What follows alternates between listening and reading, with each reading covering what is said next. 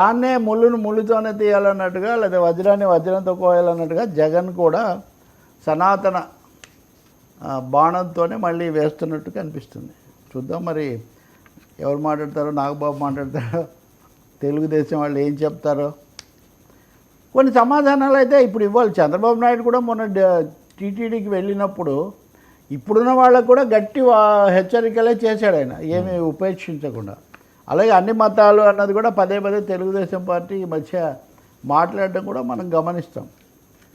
కాబట్టి ఇదొక వ్యూహాత్మక సనాతన దాడి అని చెప్పొచ్చు మనం.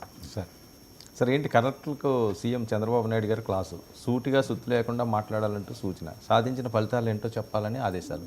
మళ్ళీ బ్యూరోక్రాట్స్ వైపు చంద్రబాబు నాయుడు గారు తన పాత స్టైల్నే మళ్ళీ ఇంకా ఇది పూర్తిగా కదా చంద్రబాబు 4.0 కదా. ఇప్పుడు ఈ 4.0 వచ్చిన తర్వాత విజన్ పోయి 4P పెట్టారు, రకరకాలవన్నీ కూడా పెట్టారు.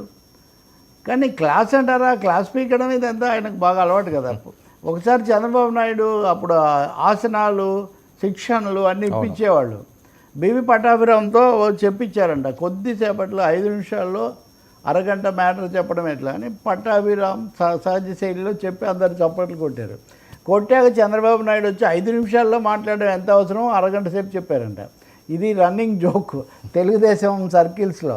కలెక్టర్ల సమావేశంలో కూడా మీరు రాజకీయాలు కాదు, విషయాల మీద ఫోకస్ చేయాలి, పథకాల మీద ఫోకస్ చేయాలని చాలాసేపు చెప్పారు. కానీ ఆయన చెప్పింది ఎక్కువ భాగం మళ్ళీ రాజకీయ భాష, మళ్ళీ ప్రజావేదిక అన్నీ వచ్చాయి. కాకపోతే ముగింపులో చేసిన ప్రసంగంలో మటుకు బాబు గారు మీరేనా, మేమేం తక్కువనా అని కలెక్టర్లు కూడా కొంతమంది రెచ్చిపోయి వీళ్ళు కూడా ప్రసంగం నేను కూడా ఒకటి విన్నాను. ఏదైనా అద్భుతం జరుగుతున్నప్పుడు కనిపించదు, అయిపోయిన తర్వాత అది తెలుస్తుంది అని ఒక కలెక్టర్ గారు బ్రహ్మాండమైన ఇది ఇచ్చారు, ప్రజెంటేషన్ ఇస్తే చంద్రబాబు నాయుడు మంచిది, మరి మీకు కూడా అర్థం కాలేదు కదా, ఇప్పుడు అద్భుతం ఇప్పుడు తెలుస్తూ ఉందని అద్భుత సృష్టికర్తగా ఆయన ఆమోదం తెలుపుతూ, అదే సమయంలో మీరు ఎక్కువగా మాట్లాడితే కుదరదు, చాలామంది వచ్చి నన్ను ఇంప్రెస్ చేయడానికి లేనిపోని అదే పనిగా చెప్తున్నారు, పని ఎంత జరిగింది, ఫలితాలు ఏమొచ్చాయన్నది చాలా ముఖ్యం, అది కాకుండా ఊరికనే మాట్లాడితే మటుకు నేను ఒప్పుకోనని చాలా సూటిగా 2-3 కుండలు బద్దలు కొట్టి మరి అక్కడ చెప్పారని చెప్తున్నారు. వంగల్పూడి అనిత గారు హోంమంత్రి, ఆమె కూడా మా దగ్గర చేద్దామంటే చూద్దామంటే కాదు, నిర్దిష్టమైన ప్రణాళిక ఉండాలని. ఇలా ఒక్కొక్కరికి మంత్రుల మీద కూడా 2-3 మీద ఆయన విసురులు, మీరు వచ్చి పెద్ద పెద్ద మాటలు చెప్పడం కాదు అని చెప్పారని. దీంతోపాటు గీతోపదేశం అనండి, తారక మంత్రం అనండి, చంద్రమంత్రం అనండి, పెద్ద మాట కూడా చెప్పారు. మేము ఇవన్నీ చేస్తాం, నేను ప్రత్యేకంగా చేస్తాను, నేను చేసేది అప్పటికప్పుడు అర్థం కాదు, చాలామంది తప్పు పడతారు, కానీ తర్వాత తెలుస్తుంది. ఉదాహరణ కూనం నేను సాంబశివరావు నాయనకి ఇప్పుడు జ్ఞానోదయం అయింది. ఏమని చంద్రబాబు నాయుడు అప్పుడు టూరిజమే చాలా ముఖ్యం, ఏయిజం లేదు టూరిజం అని ఆయన చెప్తే మాకు అర్థం కాలేదు, కానీ ఇప్పుడు దాని సంగతి తెలుస్తుందని. మరి కూనంనేని వారికి ఎందుకు అంత నచ్చిందో నాకు తెలియదు. టూరిజం వద్దని ఎవరన్నారు అసలు?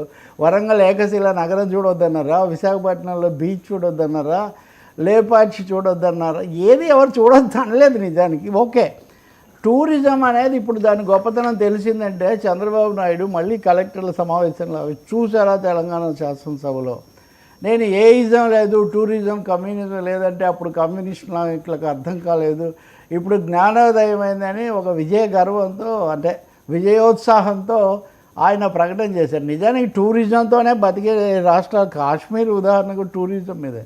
ఆ తర్వాత టెర్రరిజం కూడా వచ్చింది, టూరిజం కలిసి కాశ్మీర్ ఏమైందో మీరు కూడా వెళ్తారు కదా. మనం టూరిస్ట్ ప్లేసుల్లో ఎంతవరకు అభివృద్ధి చెందుతాయో అందరికీ తెలుసు. టూరిజం అదనంగా తోడవుతుంది, వాల్యూ అడిషన్ అవుతుంది. సరే, ఆ విషయం పక్కన పెడదాం. చంద్రబాబు నాయుడు ఇట్లాంటి పథకాలు మేము చాలా చేస్తుంటాము, ఆలస్యంగా అద్భుతం ఆవిష్కృతమైన విషయాన్ని మీరు అర్థం చేసుకుంటారు. కానీ ఒకటి కదా, 5 ఏళ్ళు అయిన తర్వాత మేము మళ్ళీ ఓట్ల కోసం పోతాం, మీకు ఓట్ల కోసం పోయే పని ఉండదు. కాబట్టి 5 ఏళ్ళు అయిన తర్వాత ఓట్ల కోసం పోతాం కాబట్టి మాకు కొన్ని ప్రత్యేకమైన బాధ్యతలు, జవాబుదారీతనాలు ఉంటాయి. కాబట్టి మీరు మా అవసరాలు కూడా దృష్టిలో పెట్టుకోవాలి. అంటే మొన్న కుప్పం వెళ్ళినప్పుడు మా వాళ్ళ పనులు చేయండి, ఇతరులు వస్తే చేయకండి అని చెప్పారంటే మా కార్యకర్తలకు చెప్పాము, అధికారులకు కాదని అప్పుడు దాన్ని కొంత సరిపెట్టారు. వైసీపీ వాళ్ళతో పరోక్షంగా ప్రత్యక్షంగా ఎవరు సంబంధం పెట్టుకున్నా మేము దాన్ని చూసుకుంటామని.